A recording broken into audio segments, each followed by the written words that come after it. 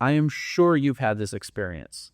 You've met a girl, the conversation is flowing, she's laughing, you feel like you're on top of the world. And then she says, haha, you're so hilarious, but I have to go. It was nice to meet you. And then she just kind of fades away. Here's the problem. There is no tension. There's no chemistry. There's no pull or attraction. You're just the funny guy. You're not the guy that she actually wants. And here's what nobody explains about that. Being funny does not inherently make you attractive. And the question worth asking is, why not? Because if humor is supposed to be attractive and you're actually funny, you're actually telling good jokes, why is this not working? The answer has nothing to do with your jokes. When a man notices that his humor isn't converting into attraction, his first instinct is to blame the woman or himself. Maybe she's not actually interested, or she's seeing somebody already, or something else, right? Or maybe he's not funny enough, that he needs to go find a coach somewhere and learn how to flirt and banter and be better at it. Maybe he needs some better material, or he needs to practice being more witty. So basically, he just kind of works on better jokes. Maybe he gets a little bit smoother, but honestly, the fundamental problem probably is not going to change, because the problem was never the jokes to begin with. There is a specific version of this that a lot of men tend to end up in. They actually get really good at being funny. They can hold space, they can hold a room, they can banter. People enjoy being around them, which is certainly a big help. And women genuinely enjoy talking to them, which, as we'll see in a second, is going to kind of give them a false positive. But the humor never has any weight behind it. There's no substance. There's no genuine attraction. It's always light, surface level. It keeps the vibe up, but it lacks that critical thing that women need to feel. And at some point, a woman's attraction, which needs some tension and it needs some direction and purpose, and there needs to be some sense that there is a man underneath all of this, just never finds that thing in him to kind of to relate to and ultimately feel attracted to. So this is where she ends up laughing. She genuinely likes him. She tells her friends that he's hilarious, but then she ends up going home with somebody else. And this is the trap, because in this case, the humor is actually acting as a crutch. It's a way to be likable and to keep her engaged, but she's not attracted. So being funny actually creates the wrong result. So here's what's actually going on. Humor is not something you do to make her laugh. Humor is, it's something that you express about yourself. And it's what you signal through your humor that tells a woman something very specific about who you are. So in my VSN framework, value, story, narrative, humor lives primarily inside of the narrative component. I use the term narrative because it covers all forms of communication, not just your words. Your narrative is how your inner world becomes visible to other people. It's how you express yourself. It's in the way you move. It's in the way you speak. It's in what you notice. It's how you react. It's even the decisions that you make. It's also your attitude and your intention, and that's what's important here. Humor is a small part of that. The way that you are funny with a woman tells her a lot about you. It tells her whether you're comfortable in your own skin. It tells you whether you need her reaction to feel good about yourself. It tells her whether you're relaxed or whether you are acting or performing. So here's what this looks like in practice, okay? Hypothetical example. So you have two men, right? Same bar, same situation, same woman who makes a slightly self-deprecating comment about taking forever to choose a drink. The first man smiles, jumps on immediately, says, ha ha ha, yeah, the struggle is real. He checks her face and waits to see if she laughs too. The second man lets the moment pass. Then he says, "This is clearly a major life decision for you. I respect the process." Doesn't look for the laugh, just moves on and orders his own drink. It's the same situation, the same general moment. The first man made it a performance. He needed a reaction from her to feel good about himself. The second man just made it an expression. It was something that he did automatically. It was normal and natural for him, and he didn't look for any kind of reaction. She can feel both of those things. And that is your narrative at work. Again, it's a key distinction to make that your narrative is so much more than your words. It is also your attitude. That's why I call it your narrative. This is the distinction that matters. A clown performs for approval. His entire frame is built on how well she responds to his sense of humor. He says something and he immediately watches for her response. Did she respond well to that? If not, how can I make a joke that lands better with this woman? He is emotionally dependent on it. So when it works and the joke lands, he feels validated, but when it doesn't, he kind of collapses. He might apologize or explain why it was supposed to be funny or something like that. You don't want to explain yourself. And this is why, because you are sort of losing your frame and you're losing your sense of conviction that what you're saying is a genuine reflection of yourself. So back to the guy. His humor is fundamentally needy, even when it's technically funny. So a comedian, on the other hand, is someone who leads. He is not just performing and just telling jokes. He is expressing himself. And this is true with actual stand-up comics as well. He says what amuses him. And whether or not you laugh, it's totally fine with him. He is in on the joke regardless of her reaction. And that's what makes it inherently attractive. It is not about the content. It's not even about whether or not she laughs at it. It's the fact that he doesn't need a reaction in order to feel okay. She can feel whether you are sharing yourself or asking her to validate you. So when the humor is a request for validation, even a very subtle one, it kind of puts this unconscious weight on the interaction. It makes her sort of the judge, jury, and executioner of your self-worth. And that is what makes you the clown. Nobody is attracted to someone who is auditioning for their own approval.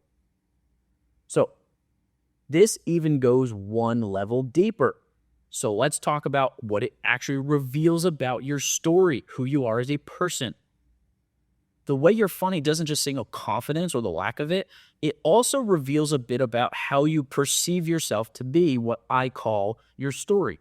Your story in BSN terms is the kind of man you are in your life. It is the role you've taken on. It's the identity operating underneath your behavior.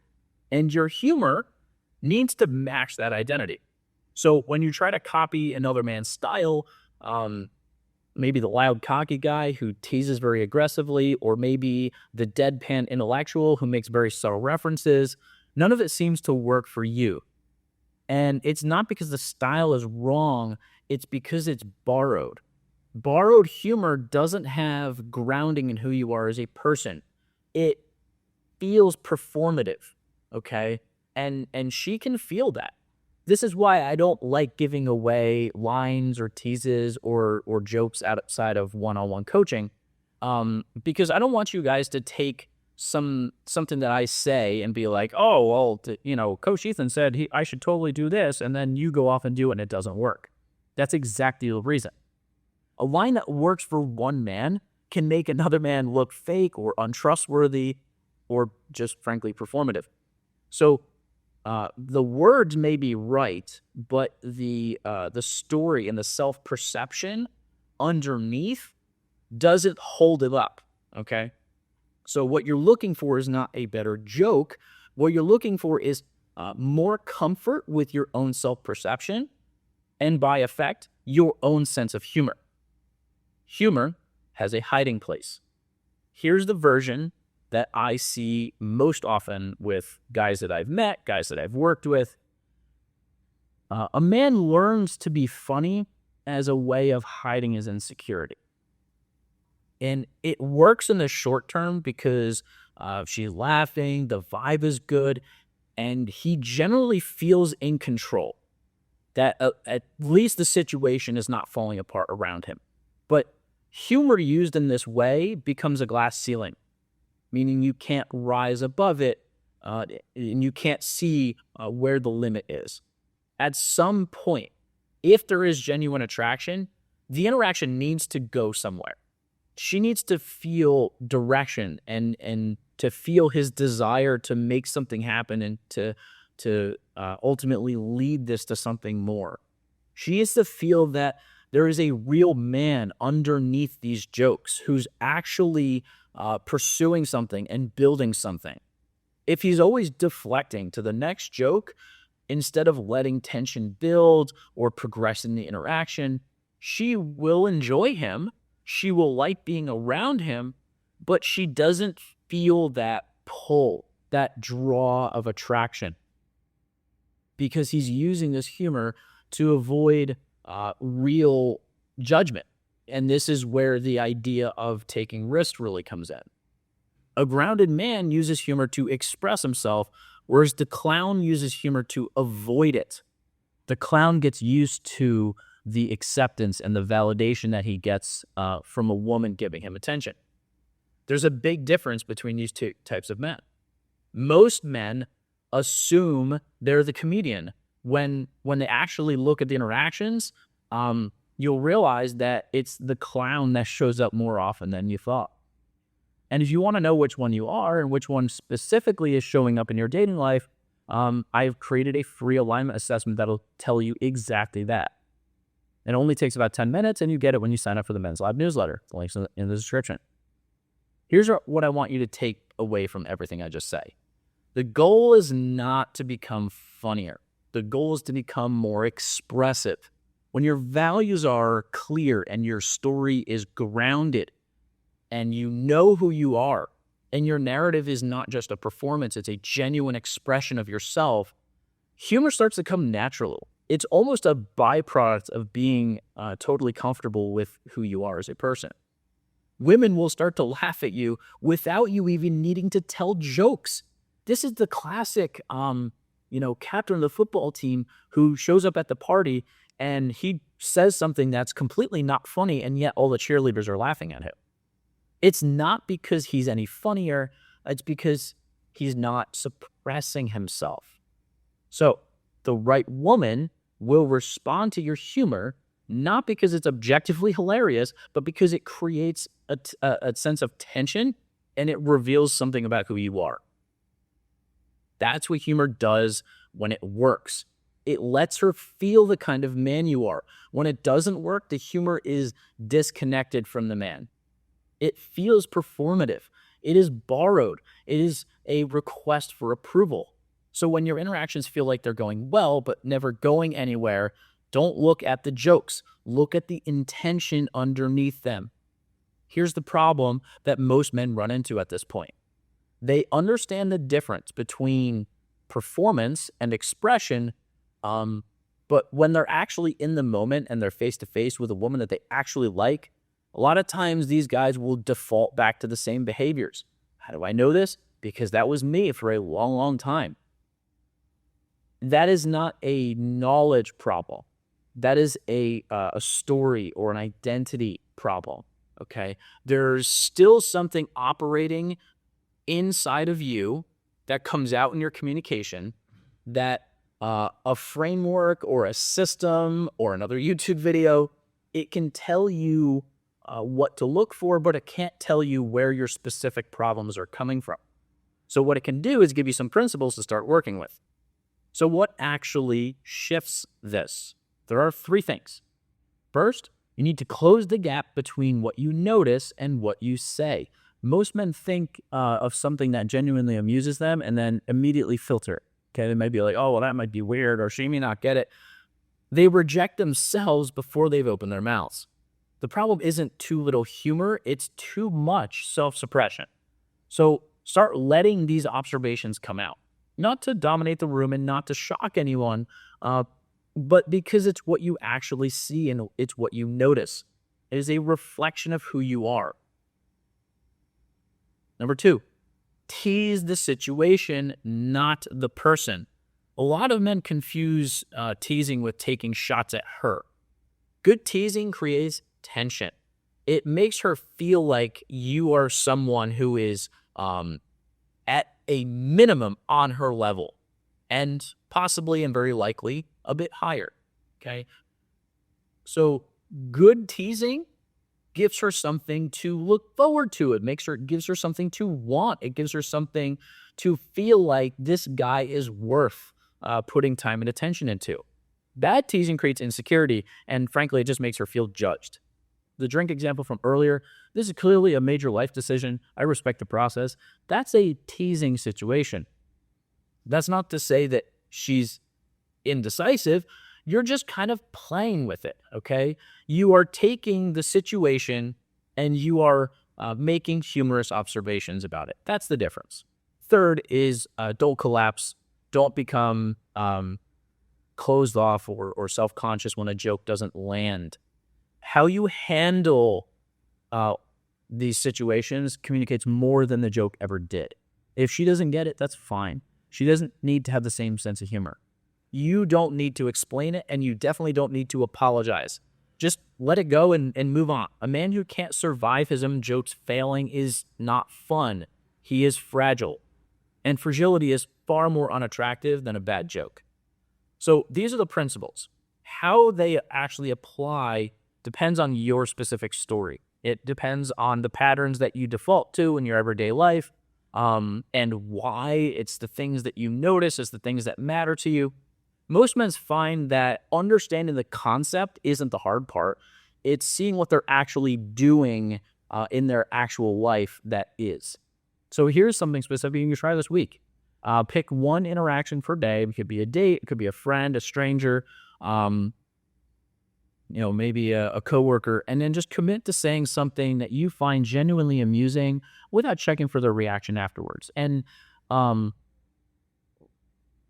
another thing to keep in mind with that too is, if you're nervous about it or something like that, do it on your way out the door, right? Especially if it's, a cashier at a grocery store or something like that. Make a comment and just be like, oh, hey, by the way, something, and then that's it. You're gone anyway. It doesn't matter.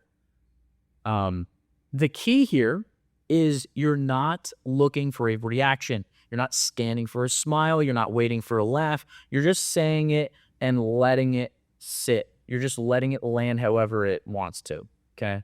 The point of the exercise is not to be funny, okay? So you're not looking for a laugh. The point is to break the habit of making other people's reactions the measure of whether your self-expression is worth having. Just do that once a day for a week or two, and it's going to dramatically improve your circumstances when it comes to being more humorous. Because humor is observation plus freedom. You probably have the observation part down. You might need to practice it a little bit, but you need to have the freedom aspect, just being that free of thought, free of expression. This exercise is about building exactly that freedom part. So the framework in this video gives you the diagnosis. The consultation is where we can actually look at your specific situation, your actual interactions, your story, who you are as a person, your narrative patterns, the way you communicate, and really identify what's actually working against you and why. This goes beyond just a concept. So if you're ready to work through your specific situation with me directly, consultation calls are free. There's a link in the description. So that's all for this video, and I'll see you guys in the next one.